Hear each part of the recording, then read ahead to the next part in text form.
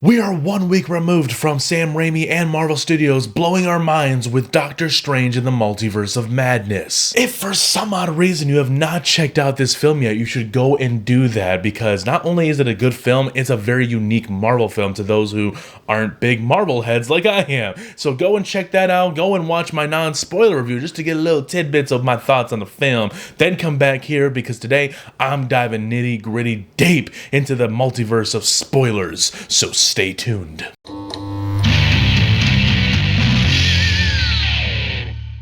What's up, everybody? Welcome back to the Hes Project. I'm John Hortalaza, and today this is the spoiler talk for Doctor Strange in the Multiverse of Madness. So much is in this film that you can't talk about. It is just like No Way Home in the sense that that was a real workaround for people doing non-spoiler reviews, and I thought I did a pretty decent job without touching upon any of, the Andrew and Toby nonsense. By the way, spoilers. But nonetheless, there is a lot to talk about with the second Doctor Strange film, and I'm gonna be a little all over the place, so bear with me. I'm just gonna talk about the nitty-grittiness, the spoilery content that we really couldn't address in that first initial non-spoiler review. America Chavez is a character in here. I don't know the actress's name off the top of my head, but she is a very integral part to the film because she is a multiversal being. She can traverse through multiverses, go from one universe to another, but she doesn't really control it. She kind of panics whenever she panics and is in that last desperation mode. The portal, a giant star portal that looks dope as hell, just pops out behind her, and then it just starts it's got a crazy wind effect to it, and you just fly right through it, and then you're spiraling through the multiverses. You land in one that you don't even know where you're at, so she can't even really control it to an extent. But once she learns how to do that, she could be a very dangerous player in the MCU, for real. If you guys saw my non-spoiler review last week, you remember me talking about America Chavez quite a bit, being tied to the plot, but also feeling very much like a plot device. She feels necessary towards the plot, but doesn't feel like a character of herself, of her own. She doesn't really stand out to me. She kind of just feels like she's there because we need to do some multiverse stuff. Wanda's in the mix, and Wanda does some crazy things, but long story short, Wanda wants to get to her kids because the kids from WandaVision are real, but they're not real. And this is what I mean in my non-spoiler review about you don't really need to watch WandaVision, but it would help. And I think it would really increase your experience with the whole film. There's so many implications that might just fly over your head and make you think that this movie isn't doing Wanda justice, but watching the show, I think this movie does Wanda justice. I mean, the whole time Wanda's doing something she shouldn't be doing, and she doesn't quite learn her lesson by the end of it. Yeah, she learns how to cope with grief and let Vision go, let the kids go, but then she goes even further in that post-credit scene. She's reading the Darkhold, and she starts to learn about, all right, how can I make these kids a reality? Not in this fake little bubble of Westview. I want to make them real, tangible, because I'm dreaming about them in this movie. And they gotta be real somewhere in a multiverse, right? And that was a really cool concept that I kind of liked, but I wish they went with it just a little bit more because Wong mentions in this movie that your dreams, or someone mentions this, your dreams are alternate realities, different multiverses of yourself doing something. So Wong was running naked from a monster or something in one of his dreams. So that's probably happening in a multiverse. But there are some lines that kind of negate this movie being separate from WandaVision. It makes you feel like you have to watch it. Like when Doctor Strange kind of says, I'm not here about Westview. What's Westview? What are we talking about? And then later on in the film, he's telling Wanda, your kids are fake. You made them up. How does he know that?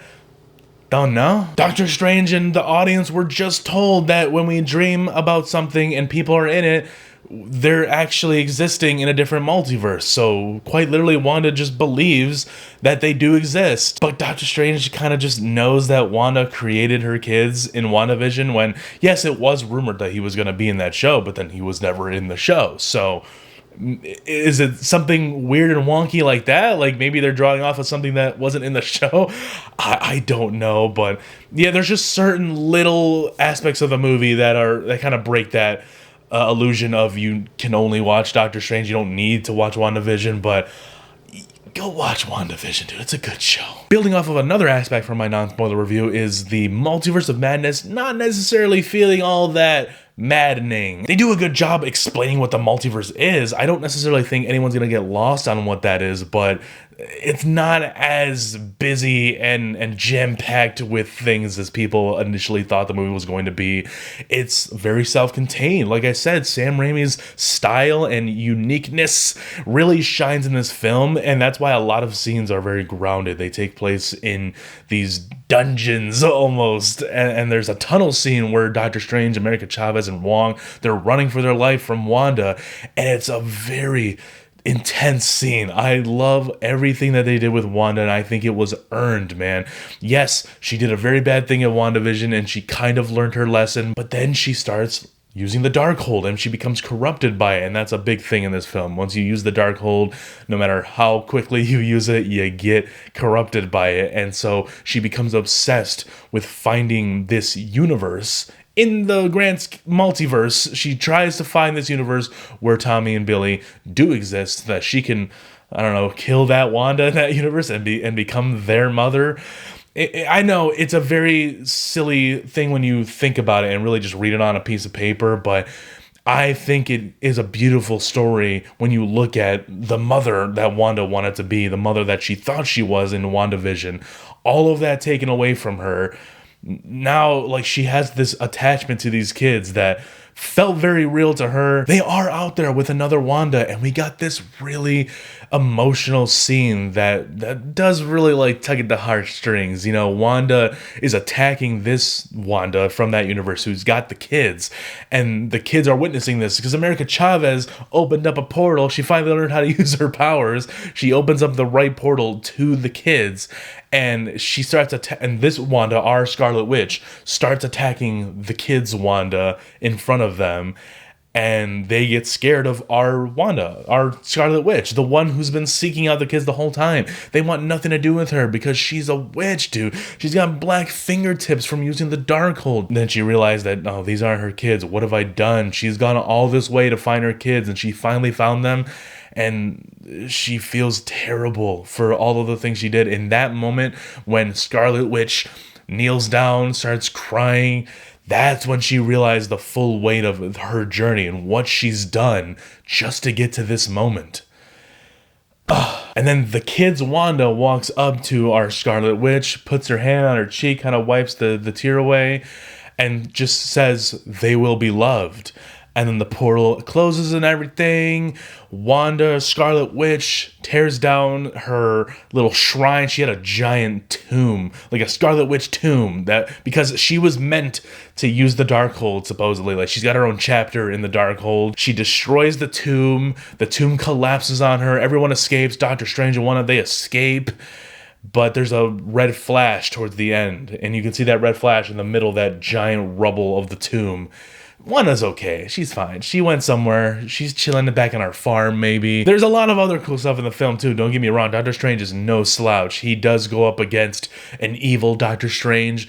I don't believe this is the evil Doctor Strange from What If. This is kind of like a different version. Although it looks very similar to him, it's not exactly that Doctor Strange. This one has been corrupted by the Darkhold. He's got a third eye on his head, and they start having this musical battle. They start using magic to throw musical notes at each other off of music pages, and it's a very unique battle. I really enjoyed it. It was kind of dope, and I want to see more of that in the Marvel movies. Doctor Strange dreamwalked from that one universe he was fighting that evil Doctor Strange in to get into the main one where Scarlet Witch was, so he can stop her. But the only way of doing that was to dreamwalk, which is essentially puppeteering your version, yourself in that universe. But the only body of Doctor Strange that was in that universe was one that died in the very beginning of the film. So we get a zombie Doctor Strange in here. and it's dope, dude. So there's these souls as well that kind of manifest into giant black flying arms. They were trying to stop him from doing that, so he controlled them somehow and had a giant cape of black soul hands. It was dark. This movie goes for the dark and quite demonic at times, but it was just enough for me to go, this is unique as hell. And I love it. I thought the visuals were stunning in here, and that shot of Doctor Strange in zombie form. Like, I thought that was going to be the villain that was just going to randomly pop up at the last minute. But no, our hero of the day was a zombie. Our hero of the day brought his alternate self back to life to take on a witch. It was like, oh man, like... dark, but cool. All right. I've gone on a little long enough, so I should probably address the Illuminati. Doctor Strange enters a universe where Mordo is the Sorcerer Supreme, and Mordo knocks out Doctor Strange and America Chavez because he believes that Doctor Strange is a threat to the multiverse. So he brings him forth to the Illuminati, this giant Baxter Foundation building. He brings him to this building, and then he brings him to this room escorted by Ultron drones. That's what it looks like. Our Doctor Strange is brought forth by the Illuminati of this universe. Mordo, a totally different Mordo from that first film, which sucks. I know that momentum is kind of derailed completely in my opinion, and I personally don't think they're ever gonna get back to that. I don't know. But anyways, there's this new Mordo with dreads. And then we see the rest of the Illuminati, which is Captain Carter from What If, played by Haley Atwell, who looks absolutely amazing in her outfit. Then it cuts to Black Bolt Anson Mount from the ABC's Inhumans show that nobody watched, but he looks dope in this outfit because it's Kevin Feige, it's Marvel Studios. They know what the they're doing. Then we get introduced to Maria Rambeau, who is Captain Marvel in this universe, and then right next to her, a portal kind of just rises into frame. A portal pops up, and it's freaking John Krasinski, Big Tuna, as Mr. Fantastic of the Fantastic Four. Wow, dude. Like that was the biggest surprise in my opinion. I had heard rumors that he could potentially be in there, but those were more faint. That's who everybody wanted for Mr. Fantastic. I mean, I'm just so glad that they pulled this off and they were able to do it, but we're not done yet. We got Charles Xavier from X-Men, the X-Men films. Patrick Stewart floats up in here because he's floating up in his classic yellow wheelchair from the X-Men animated series, and he's that version of Professor X, supposedly. He's wearing like a dark green suit, and it's just, oh man, the introductions of all these characters. When freaking Patrick Stewart comes in, they have the X-Men 90s theme creeping up in the background. Like, oh man, I did love it. And it was only a scene, and it wasn't positioned in a part of the film that made it feel like it was supposed to be bigger than it actually was. It was positioned in a really good spot, and honestly, I think the placement of this scene helps it. So up until this point, it's very fan servicey filled, but I still loved it. It was a really cool scene to see these characters and actors come together, but it became more integral to the story once Wanda busts her ass through the Illuminati castle or whatever they are in, and she murders them all. I mean, you have Mr. Fantastic, Black Bolt, Captain Carter, and the Captain Marvel walk right up to Wanda. Black Bolt is the leader of the Inhumans. His power is he's got, what is it called? Like a supersonic, quasi-sonic scream. So every time he speaks and makes a noise with his mouth, a giant energy wave just comes out. So that everyone's trying to hype him up, saying, yo, Wanda, you better watch it. This dude's about to open his mouth. And then she just looks at him and says, what mouth? And Black Bolt's mouth is sewed shut. It's gone, completely gone.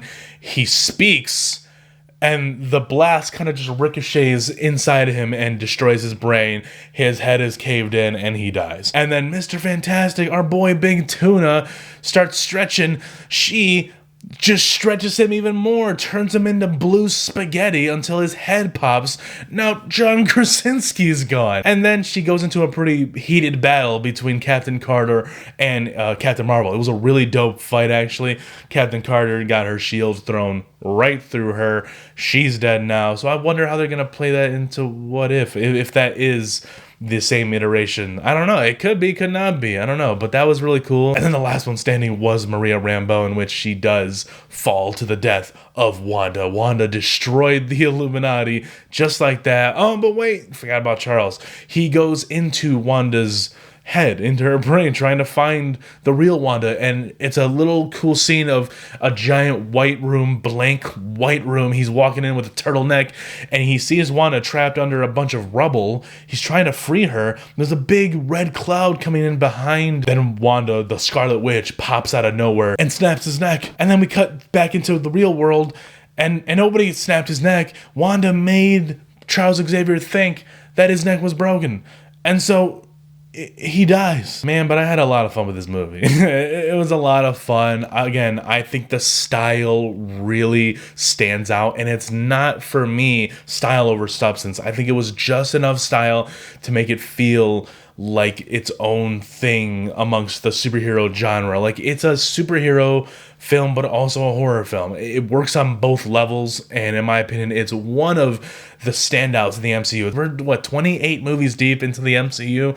There's a lot of good ones, so if it falls not in the top 5, that's not the worst thing in the world, because there's more than 5 great MCU films. So nonetheless, this movie is so good, and you guys should check it out. It's a lot of fun. If you're into horror films, you might get a kick out of this. This is really scary at times, really gruesome, very visceral. With the Wanda stuff, dude, they really did a fine job with that heel turn, essentially. She is a baddie in this one. And Lizzie Olsen deserves all the awards. She really does. So guys, that's my spoiler talk for Doctor Strange and the Multiverse of Madness. If you've stuck around this long and haven't seen the film yet, the hell? Go watch it. It's a fun movie. It's a very exciting movie. It'll get your blood pumping. If you haven't been that into Marvel content lately, this will get you going. This will make you watch theory videos on what's coming next.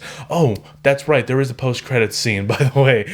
Doctor Strange is walking on the sidewalk, and Clea, played by Charlize Theron, just walks right up to him and says, "Dr. Strange, you caused an incursion. We have to go now." She pulls out a sword, cuts the air, and a portal opens, and then he just grows his third eye. By the way, because the last shot of the film, he used the Darkhold to do the dream walking thing earlier on, and then the last shot of the film, he becomes corrupted by the Darkhold because a third eye pops out. So then when she opens that portal, his third eye just pops in, he puts on his outfit, and then they just fly through. Like, you don't know who this lady is, and you just jump through a portal with her.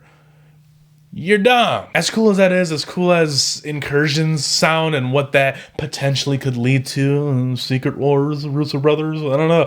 I thought this post-credit scene was a piss poor put together. It's so sloppy, it's so messy. When the last shot of the film was Doctor Strange walking on the sidewalk, and then he starts screaming because the third eye popped out, and then the post-credit scene is Doctor Strange walking on the sidewalk, totally fine, and then a lady comes up to him and then opens a portal through the midair with her little dagger, and then he just opens his third eye, puts his outfit on, and walks through the portal like his third eye didn't just cause him pain 2 minutes ago when the movie ended. The hell? But all post-credits aside, this is a fun movie, and you guys should check it out. Anyways, leave a like and subscribe to the channel if you're new. You might want to be on the lookout for my Star Wars Episode 2 Attack of the Clones review. It's coming up. We're reviewing the prequel trilogy in the lead up to Obi-Wan Kenobi. His Disney Plus series is right around the corner, and we're getting the first 2 episodes day 1. So I'm excited as all hell. You might want to stick around because there is more to come.